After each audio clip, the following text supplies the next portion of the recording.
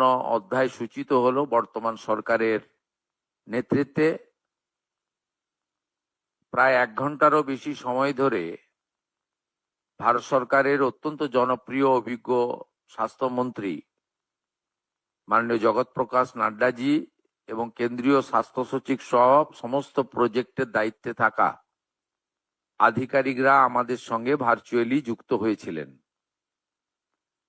এবং আমার সাথে রাজ্যের মুখ্য সচিব, স্বাস্থ্য সচিব, মুখ্যমন্ত্রীর প্রধান পরামর্শদাতা এবং অন্যান্য আধিকারিক বৃন্দ তারাও এখান থেকে আমরা যুক্ত হয়েছিলাম। আজকে আমরা খুব বিস্তারিতভাবে আমাদের যে সমস্ত স্বাস্থ্য সংক্রান্ত আমাদের বিভিন্ন প্রোগ্রাম ছিল,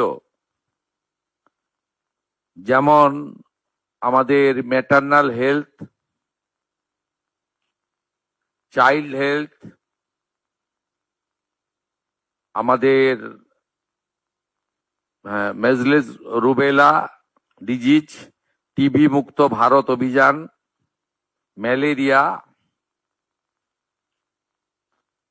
কালা আজার,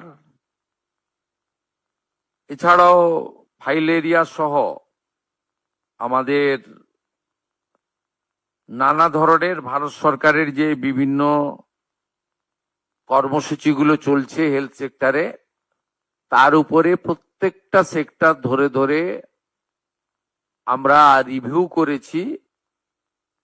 প্রথমত বলে রাখি, বিগত সরকার হেলথ সেক্টরে ভারত সরকারের সঙ্গে সহযোগিতা তো দূরের কথা, বিরোধিতা করেছে, যার ফলে পশ্চিমবাংলায়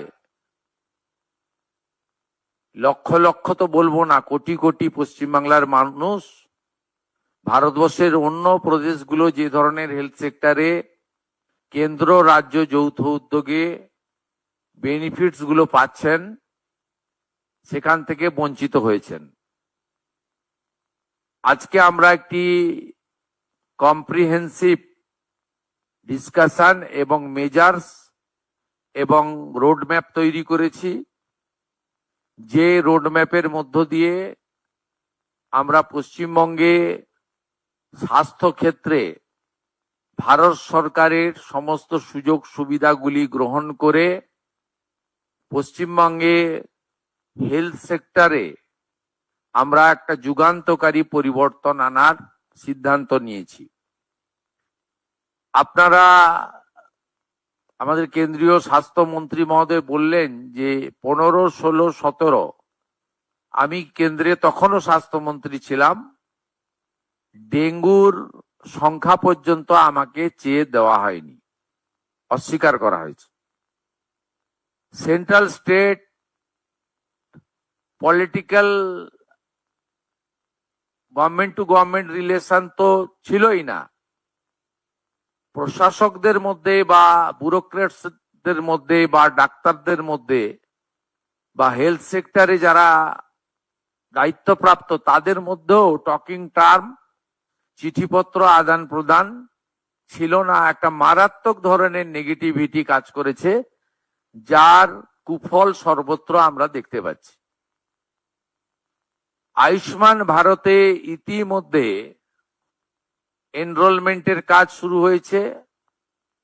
আমাদের বিশ্বাস যে জুলাই মাস থেকে আয়ুষ্মান ভারতের কার্ড আমরা দিতে পারবো এবং তার বেনিফিট গোটা ভারতবর্ষে আয়ুষ্মান ভারত কার্ড হোল্ডাররা পাবেন। আমরা আশা করছি যে স্বাস্থ্যসাথীর কার্ডের সঙ্গে যুক্ত এমন 6 কোটিরও বেশি আমরা যারা কার্ড হোল্ডার তাদেরকে আয়ুষ্মান ভারতে এক্ষুনি নিয়ে যেতে পারবো। পরে পরে এই সংখ্যা আরো বৃদ্ধি পাবে এবং যারা নতুন করে আয়ুষ্মান ভারতে যুক্ত হতে চান, স্বাস্থ্যসাথীতে যুক্ত হননি, তাদের ক্ষেত্রেও অপরচুনিটি থাকছে। আমরা জুন মাসের প্রথম সপ্তাহের মধ্যে আয়ুষ্মান আরোগ্য মন্দিরের এগ্রিমেন্ট দিল্লিতে করার সিদ্ধান্ত নিয়েছি। সেখানে পশ্চিমবঙ্গ সরকার এবং ভারত সরকার মন্ত্রী স্তরে, আধিকারিক স্তরে উপস্থিতিতে একটি ইভেন্টের মাধ্যমে বা একটি ছোট্ট অনুষ্ঠানের মাধ্যমে আমরা এটা করব। কারণ আয়ুষ্মান আরোগ্য মন্দিরের বেনিফিট শুধু পশ্চিমবঙ্গে থাকা স্থায়ী বাসিন্দারা নন, প্রায় 1 কোটির কাছাকাছি পশ্চিমবঙ্গের স্থায়ী বাসিন্দা কর্মসূত্রে পেটের টানে বাইরের রাজ্যে আছেন বা এডুকেশন নেওয়ার জন্য বাইরের রাজ্যে আছেন, তারাও এই সুযোগ পাবেন গোটা দেশব্যাপী। সেই এগ্রিমেন্ট আমরা জুন মাসের প্রথম সপ্তাহে দিল্লিতে করার সিদ্ধান্ত নিয়েছি। আমাদের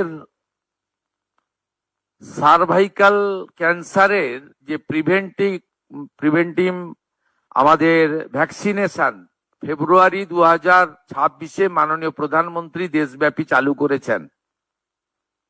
পশ্চিমবঙ্গে 7 লক্ষের বেশি ডোজ ভারত সরকার তারা দিতে চান।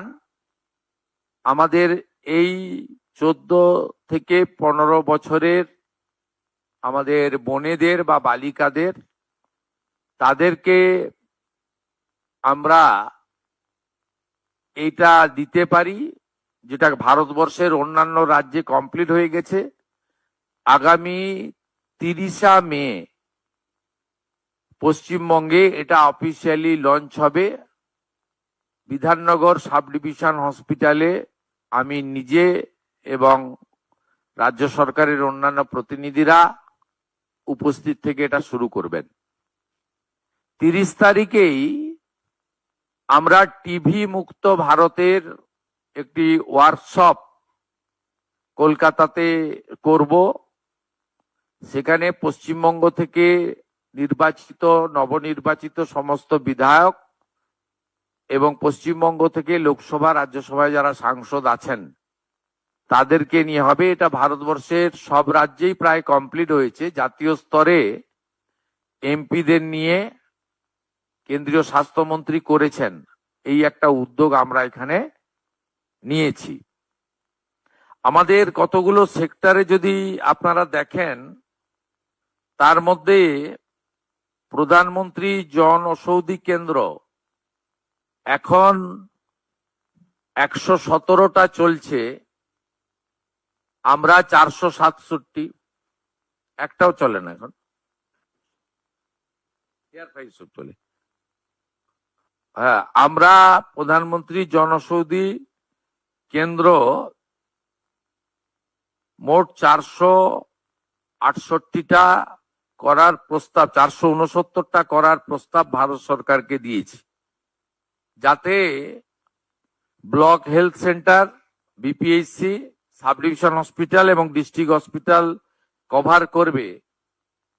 একজনের পরিবারে যদি মাসে ডায়াবেটিস থেকে হাইপার টেনশন থেকে শুরু করে ধরুন 2000 টাকার ওষুধ লাগে, এই 469টি সরকার নিয়ন্ত্রিত প্রধানমন্ত্রী জনঔষধি যোজনার সেন্টার চালু হলে এটা ধরে নিতে পারেন অ্যাপ্রক্স 200 টাকায় পৌঁছে যাবে।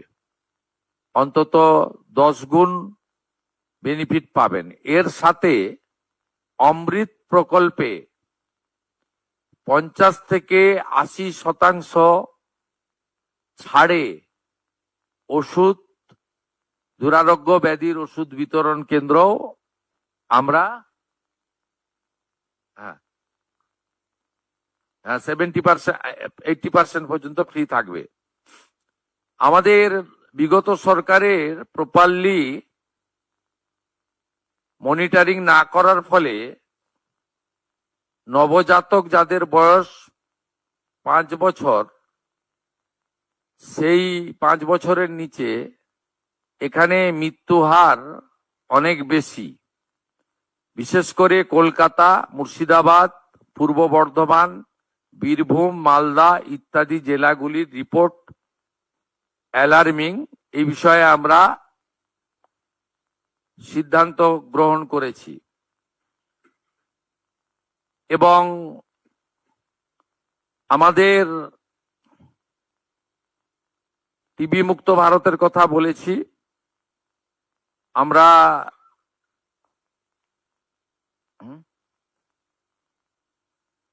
ঠিক আছে, আমাদের ন্যাশনাল ল্যাপ্রোসি ইরাডিকেশন প্রোগ্রামে দেশের তুলনায় আমাদের রাজ্যের অবস্থা মোটেই ভালো নয়। আমাদের 7টা ডিস্ট্রিক্ট আছে যেখানে এই রেট জাতীয় গড়ের থেকে অনেক হাই।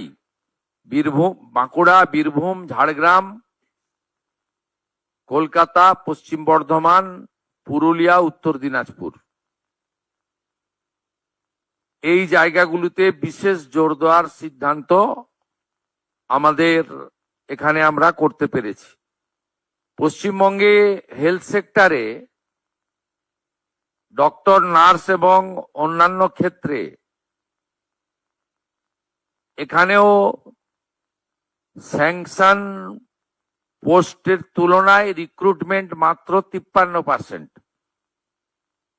এটাও আমরা দ্রুততার সঙ্গে আগামী 3 মাসের মধ্যে রিক্রুটমেন্ট পলিসিতে স্বচ্ছতা এনে আমরা মাত্র 53% অ্যাচিভমেন্ট আছে। এটাও জাতীয় গড়ের থেকে অনেক নিচে, যেখানে 98% প্রায় জাতীয় গড়। পশ্চিমবঙ্গে এই হেলথ সেক্টরে রিক্রুটমেন্ট বিভিন্ন সেন্ট্রাল প্রজেক্টে, সেন্ট্রাল মানে স্পন্সর প্রজেক্ট বা আমাদের স্টেট সেন্ট্রালে যৌথ প্রজেক্টে 53% মাত্র হয়েছে, সেটাও আমরা কথা বলেছি। ন্যাশনাল কোয়ালিটি অ্যাসুরেন্স স্ট্যান্ডার্ডেও আমরা দেশের মধ্যে অনেক পিছিয়ে, 56.68।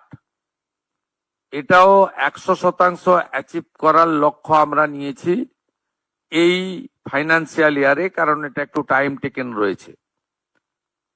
এর বাইরে আমাদের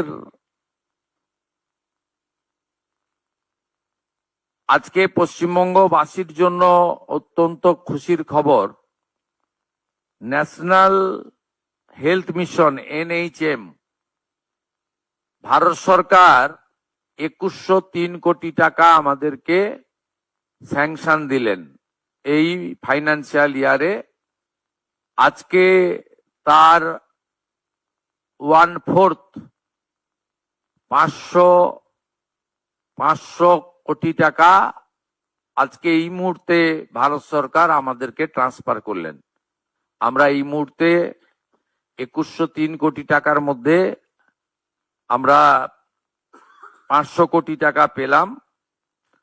আমরা মাননীয় মন্ত্রী জগৎ প্রকাশ নাড্ডাকে 23-24, 24-25 অর্থবর্ষে আমাদের যে অর্থ বিগত সরকার নেয়নি সেই অর্থের জন্য বিশেষ অনুরোধ করেছিলাম। তিনি বলেছেন যে ইউটিলাইজেশন সার্টিফিকেট 21-22 তারা পাননি। 21-22 ইউটিলাইজেশন সার্টিফিকেট হেলথ সেক্রেটারি এবং ফিনান্স সেক্রেটারি 30 মের মধ্যে পাঠিয়ে দিলে 23-24, 24-25 অর্থ রিএম্বার্সমেন্ট করবেন বলে তিনি আমাদেরকে প্রতিশ্রুতি দিয়েছেন। এর বাইরেও আমরা আরেকটি স্কিমে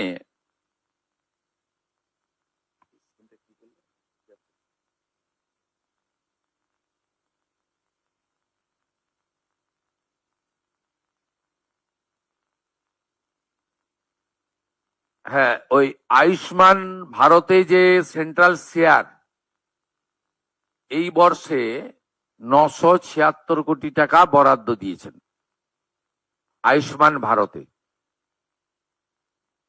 অর্থাৎ আমরা আজকে 3000 কোটি টাকার স্যাংশন পেয়েছি, 500 কোটি টাকা আমরা আমাদের ফান্ড পেলাম, বাকিটা অর্থবর্ষে পরপর পেয়ে যাব। তাতে দুটো সেক্টর আছে, এক হচ্ছে আমাদের NHM এ 2103 কোটি টাকা, আয়ুষ্মান ভারতে 976 কোটি টাকা। এর সাথে সাথে 15th ফিনান্সেও আমরা এই অর্থবর্ষে অর্থ পাবো, তার পরিকল্পনা এবং ব্যবস্থা চূড়ান্ত হবে। আমরা পশ্চিমবাংলার মানুষকে আশ্বস্ত করতে চাই, কেন্দ্র রাজ্য যৌথ উদ্যোগে আপনাদের স্বাস্থ্য পরিষেবার ক্ষেত্রে এক যুগান্তকারী অধ্যায় বর্তমান সরকারের সময়ে শুরু করতে আমরা চলেছি এবং এর সুফল আপনারা কিছুদিনের মধ্যেই পেতে শুরু করবেন। আমি মাননীয় মন্ত্রীকে আজকে অনুরোধ করেছি,